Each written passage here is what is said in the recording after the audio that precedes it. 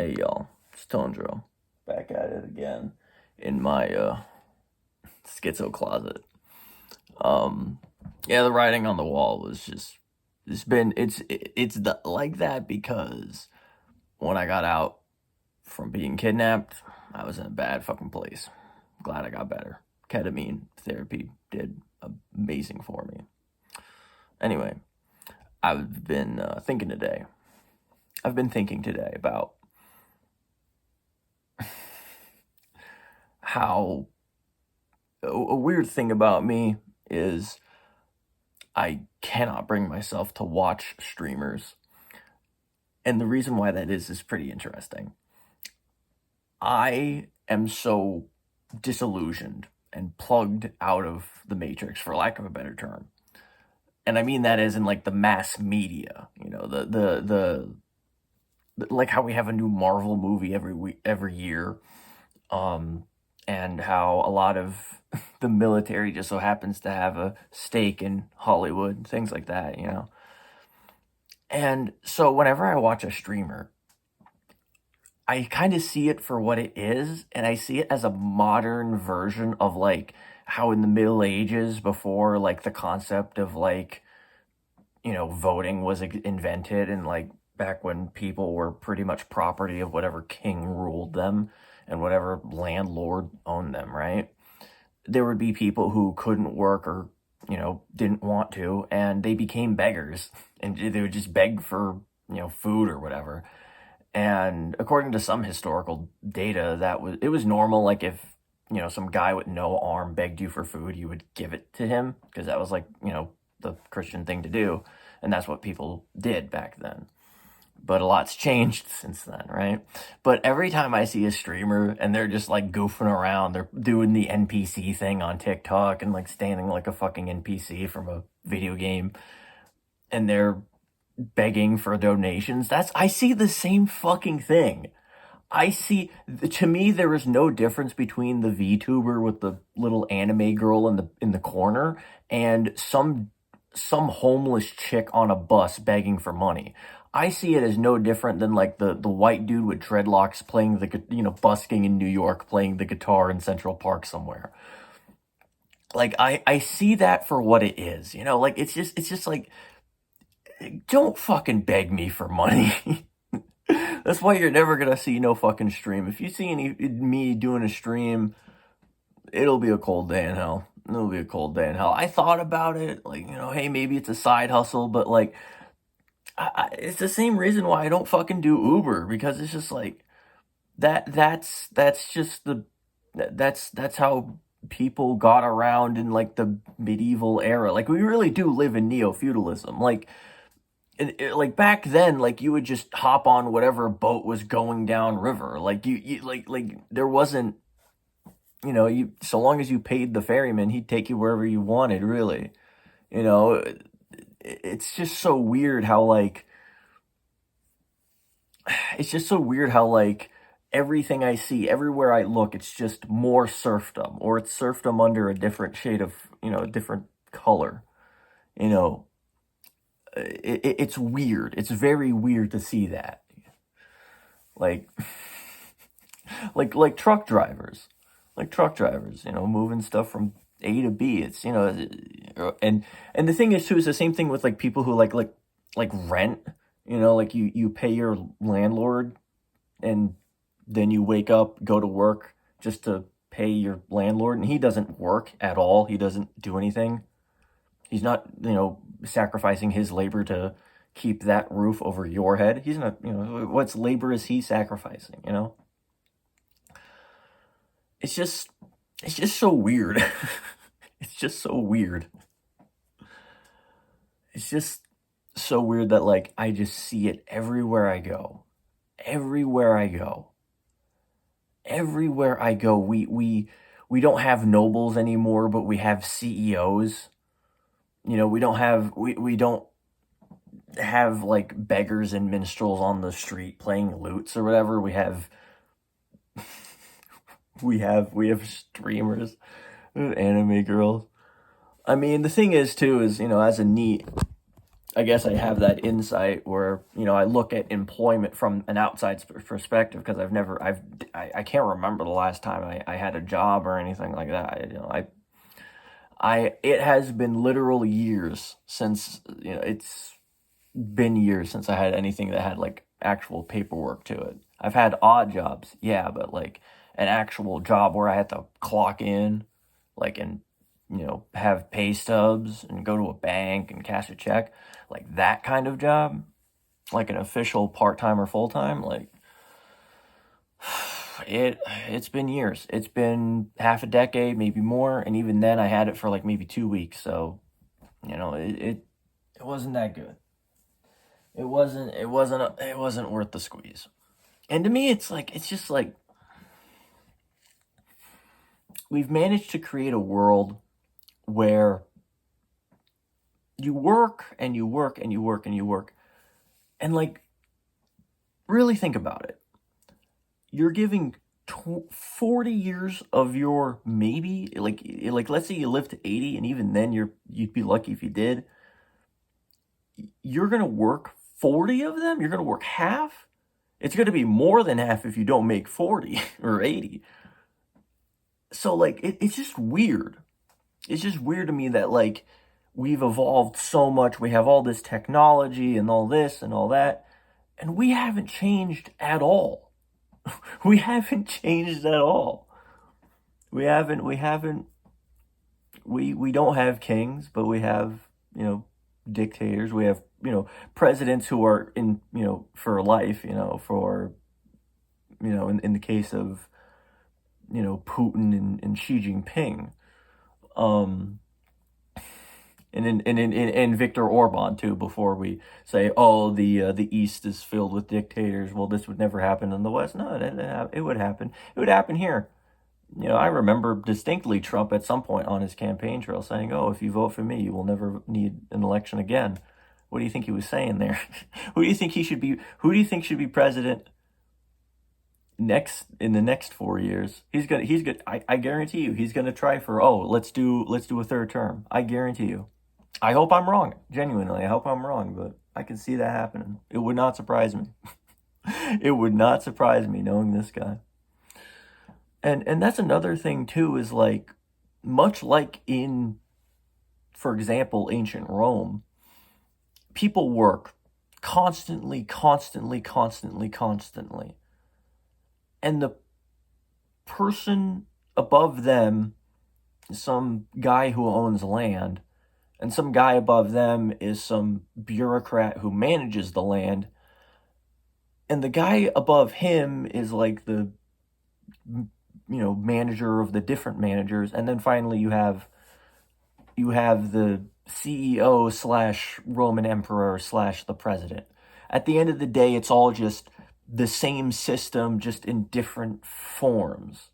It's weird. It's like we never got rid of feudal. I don't know how or why, but I want to say it feels like we never got rid of feudalism. Maybe we did at some point. Maybe at some point between, I don't know, the somewhere between ancient Egypt and today, we figured out, hey, we don't need to live with kings, whatever. I'm pretty sure at some point in human history, we've done that. But I mean, like, am I crazy for thinking, maybe progress is a bit of a myth, or at the very least, not progress as we understand it? I don't know. I'd like to believe different. I'd like to believe, we have made progress. And I think we have. The idea of everyone getting to vote is actually relatively new, and it hopefully should stay around. The concept of voting should hopefully stay around, and I'm pretty sure the concept of voting was invented numerous times, but still. And maybe that goes back to how Karl Marx said, before there was capitalism, there was feudalism, and before that there was just the stateless, classless, and moneyless society where we were all free, blah, blah, blah, blah, blah, so-called, I want to say it was like proto-Marxism, primitive communism, things like that.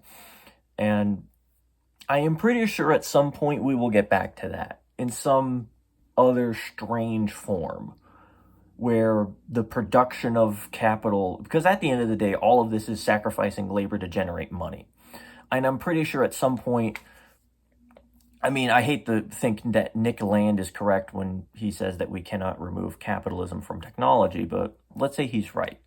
If that is true, at some point, labor is created, labor is used to create capital. That capital, over time, has grown more and more, but so has the convenience and how well automated and how well performed that labor is done. There was a time when, we had to make clothing by hand, and now machines just print out clothing. There was a time when we had to, process food, like a bunch of corn or whatever, and shuck corn. Now we just throw it into a machine. Same thing with slaughter. There was a time when being a butcher was like an actual profession, and whilst butchers kind of exist, most meat is just automated from the moment the cattle is born to the moment of slaughter. And finally, same with food and agriculture in general. A combine can do 100 people's worth of labor. So, given enough time span, if this trend continues, there should be a point where everyone is a CEO. Everyone gets a button they press, and that button grants literally everything they could ever want. Or we invent like 3D printing, and we can 3D print anything at little to no cost, and everyone gets to live in a 3D printed mansion or something. Maybe, possibly, if that is true. So maybe that makes me a left accelerationist. I don't know.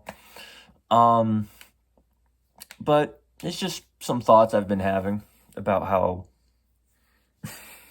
a lot of our modern world mirrors the ancient, and I don't think that all these reactionaries, we must return to tradition. I hate to say it, man, but the tradition never went away. It's just that now your king, or your king is some dude in a suit. There's, and the thing is too, is what most people would call tradition. Like a good example is marriage, as we understand it in the modern world. Marriage, as it exists today, is an anomaly. Because there was a time when marriage was obviously not the woman's choice, etc. There was a time when marriage wasn't even for love. There was a time when marriage was prearranged by your parents the moment you were born, so that, farmland and possessions could be managed efficiently. Um, like, that's all it was. It was just like you would inherit land so that, this other clan doesn't get it. The clan that you don't like doesn't get the awesome, cool property you have, or whatever. There's a time when marriage was, I mean, and in some cultures it still exists. There was a time when marriage traditionally, prior to like the invention of like prior to the arrival of Christianity, marriage was like to lift curses, or appease an evil spirit, or what have you. Marriage has changed so much, and the concept of love has evolved, changed so much. Human culture changes radically, and I really doubt, even now, American, with internet, it feels like culture is changing even more rapidly somehow. So maybe that has something to do with capitalism making everything easier, or technological progress making everything easier and making capitalism obsolete. I don't know. But when I think to myself about, culture and how much it's changed, I remember when I was a kid, and this is coming from a queer, I remember if you were LGBT plus back in the early aughts, it was going to be pretty rough for you. I could not imagine how bad it would be in, say, like the 1920s or the 1900s, So it seems that that culture has just gotten a little bit faster. It's gotten faster, and it's always kind of marched towards progression and people not treating each other like animals. There was a time when like the British and the Scottish saw each other as basically different species. And now and now they're well, they still hate each other, but they live under the same in the same country, the Scottish and the Welsh and the English and so on. They hate each other, yes, but they are not actively like eating each other in the streets. And the thing is too is I feel that with the internet and everyone being able to interact with literally every other culture, the idea of the nation state as we understand it is going to rapidly change, if not disappear.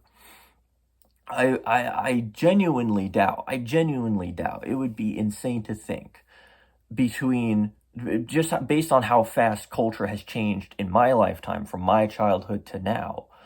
It would be insane to think that we are going to see anything culturally recognizable in 50 years. If I make it to the age of 80, let's say, I could not imagine what culture is going to look like then.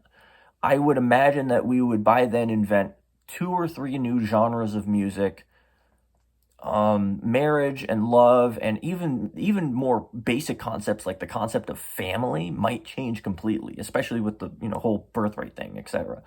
The concept of the concept of poverty is definitely going to change when people in sub-Saharan Africa are able to get as much internet as they can in, say, the first world, or people from sub-Saharan Africa moving to the first world.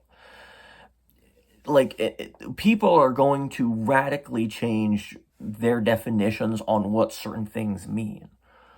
And I even see this in myself and with my fellow, members of the LGBTQ community.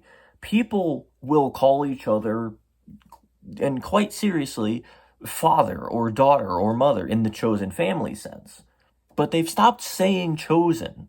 I've noticed that people have dropped the chosen from their chosen family or dropped chosen from chosen brother. So maybe in 120, 200 years, the idea of blood relation being necessity or being important at all is going to vanish, and or the idea of family will just be extremely fluid, and it will be like families, family is, not just you, but everyone living around you physically, or, you and all the people you interact with daily, or what have you, or something completely different.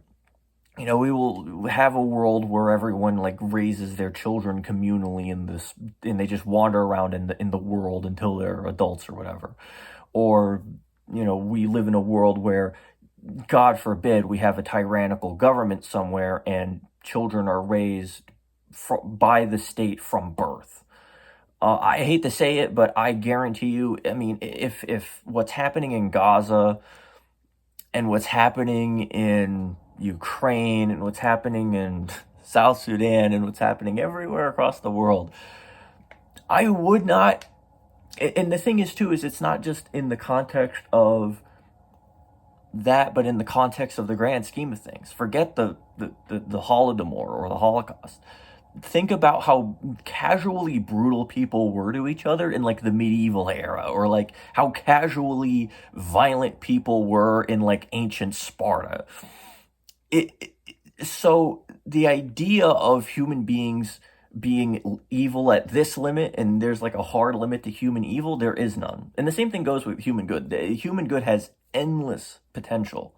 The human mind is extremely creative, both in the sense of the ability to create new and exciting and beautiful ways to exist, and also horrible and soul-crushing ideas on how to just destroy hope.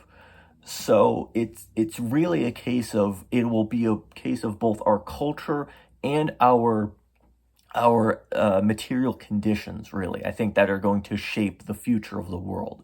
I don't know what that would look like. It would vary, I think even vary, vary from nation to nation. I think it would vary city to city. Different cities internally have their own different culture. I could see it where we become a giant network of city-states or something like that, or very tiny free zones or some shit, or network of communes or whatever. But even then, even if we say, borders don't change for another 50 years, 100 years, 200 years, let's say somehow, by some miracle, every last nation state existing today exists for another 200 years. I guarantee you, if a nation state exists and then it's anything as tyrannical as like North Korea, or anything as invasive as the NSA, or anything as bizarre and as much as an information black hole as like, China's inner workings is, then yeah, absolutely.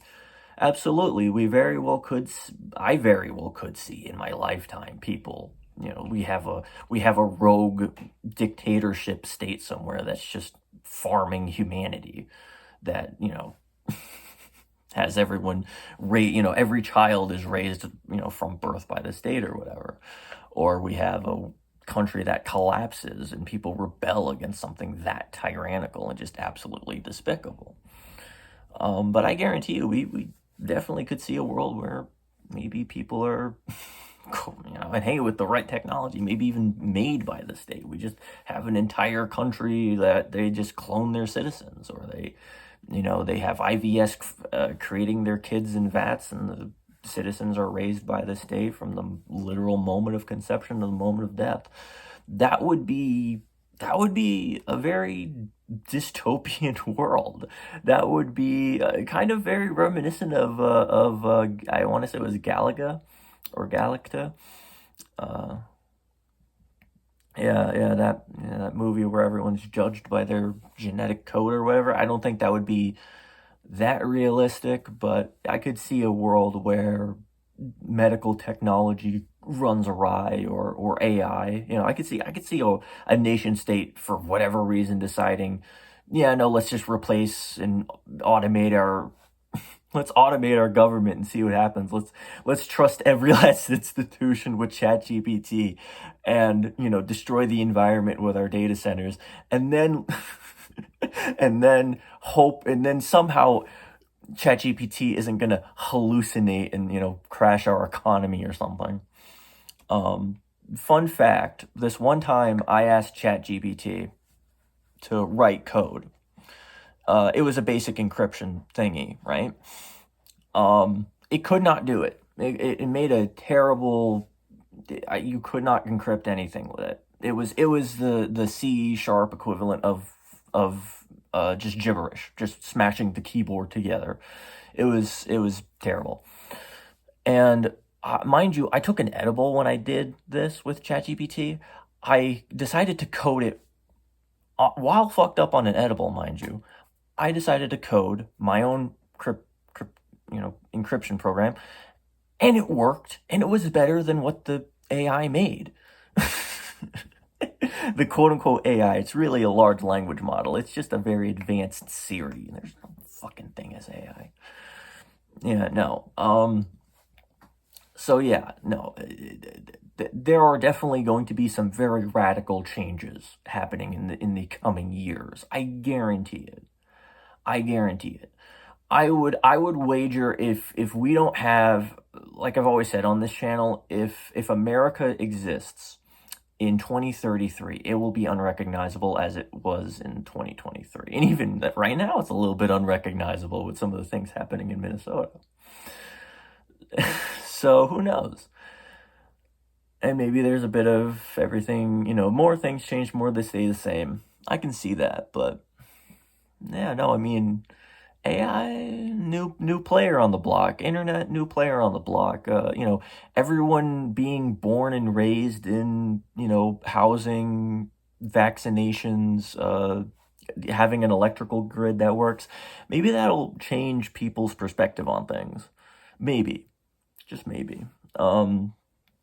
I don't know if it's material conditions that influences culture, or culture influencing the material conditions. Maybe it's a bit of both. Maybe it's a two-way street. But at the end of the day, I think things are going to not go slow. That's the thing, is nothing is going to go slow, because in my lifetime, we went from Cleverbot to ChatGPT 5, which by and large are night and day. on the small, on the big, on what we have now, it's on the scale of what we have now, it's night and day. But on the scale we're going to have 20 years from now, it's going to be barely, barely anything. In 20 years, assuming that this progression of AI gets smarter every day, etc., whatever, eventually it's going to reach a tipping point where there is definitely going to be, I think, a tipping point. I think the Pandora's box with AI and generative AI, I think that's out of the box, honestly. I feel sorry for all the artists out there, but I think there is going to be a tipping point where AI is trained on art so well that it will be completely indistinguishable from human-made art. And this will go for everything. This will go for movies. This will go for books. This will go for everything from the written language to art to everything else.